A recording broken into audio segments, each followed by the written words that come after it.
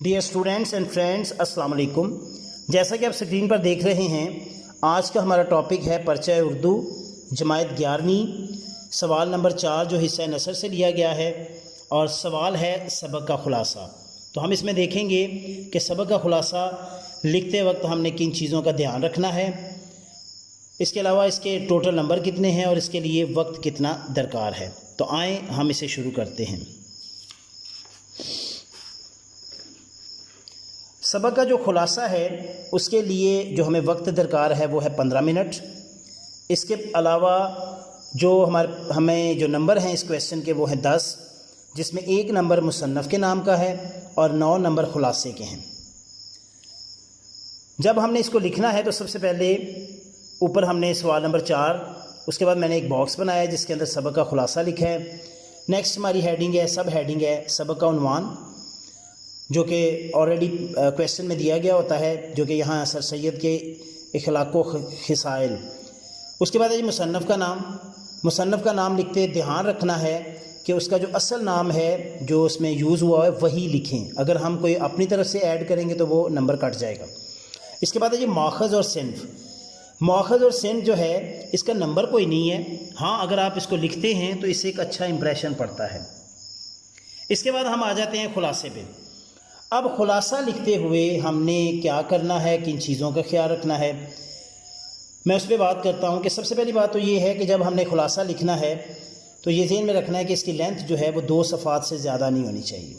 دوسری بات کہ جب بھی ہم نے خلاصہ لکھنا ہے تو اس کا آغاز یہ ہونا ہے مصنف کہتا ہے، ٹھیک ہے، اس سے ہم آغاز کریں گے۔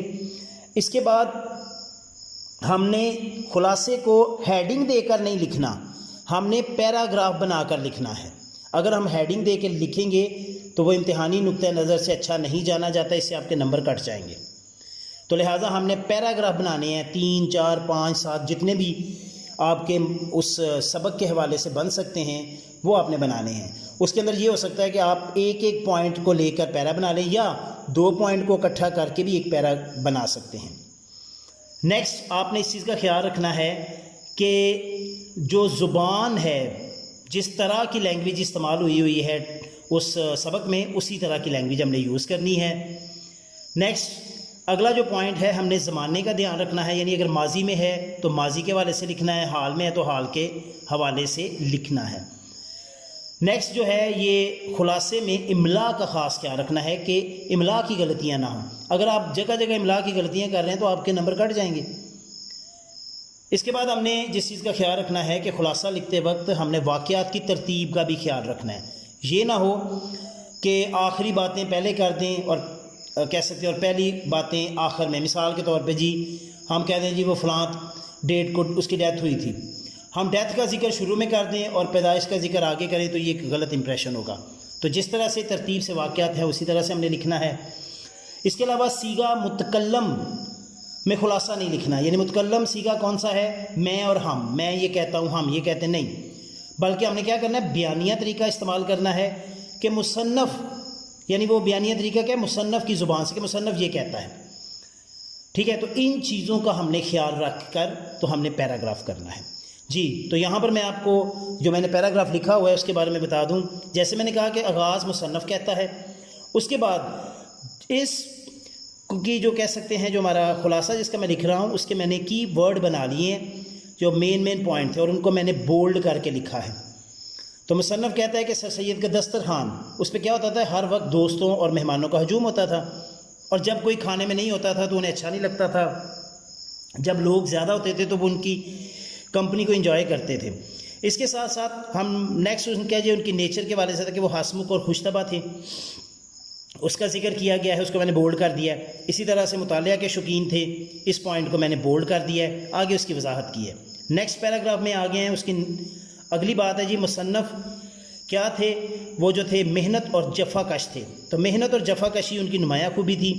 اسی حوالے سے آگے ہم ان کا ذکر کر رہے ہیں کہ وہ بہت زیادہ محنتی تھے، اور ایون خطبات احمدیہ میں لکھنے میں 1.5 سال لگا دیا، سخت محنت کی، پاؤں میں لا علاج مرض پیدا ہو گیا، اور اس کے علاوہ سائنٹیفک سوسائٹی میں مکان کی تعمیر میں خود نگرانی کی، یعنی اپنی سہولتیں چھوڑ کر گرمی میں انہوں نے یہ کام کیا۔ تو یہ ان کی محنتی اور جفا کش ہونے کی علامت تھی۔ اس کے علاوہ ہنسی اور دل لگی وہ بچوں کے اور بوڑھوں سبھی کے ساتھ، ملازمین یعنی ایکول ان کا ریلیشن تھا ہر کسی کے ساتھ۔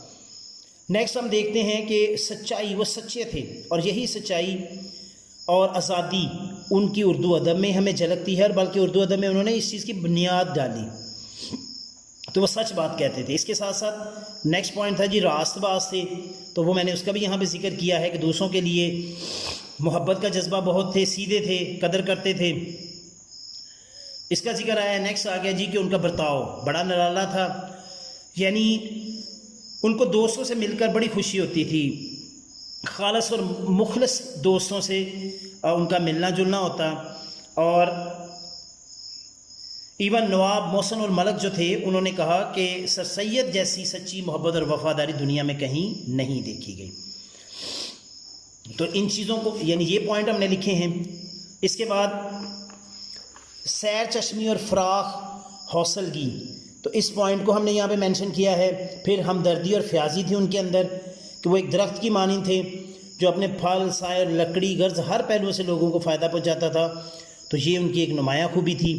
اسی طرح تحمل اور برداشت ان میں بہت زیادہ تھی، اور ان کی ماں نے ان کو یہ بات سکھائی کہ برے کے ساتھ برائی کرنا اس جیسا بننے کے مترادف ہے۔ تو یہ وہ ساری ان کی کہہ سکتے ہیں جو ان کی خوبیاں تھیں، ان کے اخلاق تھے، ان کے خصائل تھے، ان کو ہم نے یہاں پر مینشن کیا ہے، یا دوسرے لفظوں میں کہہ لیں کہ دریا کو کوزے میں بھرا ہے۔ تو یہ چیز یاد رکھنی ہے کہ خلاصہ لکھنا ہے، خلاصہ مطلب ہوتا ہے مختصر، تو ہم نے بہت لمبی لمبی باتیں نہیں لکھنی، مختصر اور جامع ہم نے باتیں لکھنی ہے، اور لینتھ جیسے میں نے بتایا کہ 2 صفحات سے زیادہ نہیں ہونی چاہیے۔ جی بچوں، تو ان سب چیزوں کا خیال رکھتے ہوئے خلاصہ آپ نے اس طرح سے تحریر کرنا ہے۔ مجھے امید ہے آج کا ویڈیو آپ کو پسند آیا ہوگا۔ ویڈیو کو لائک کریں، شیئر کریں اور کمنٹ ضرور کریں۔ اس کے علاوہ اگر آپ اس چینل پہ نئے ہیں تو چینل کو سبسکرائب کر لیں اور بیل آئیکن کو دبا دیں۔ اپنا بہت سا خیال رکھیے گا اور مجھے دعاؤں میں یاد رکھیے گا۔ اللہ نگہبان۔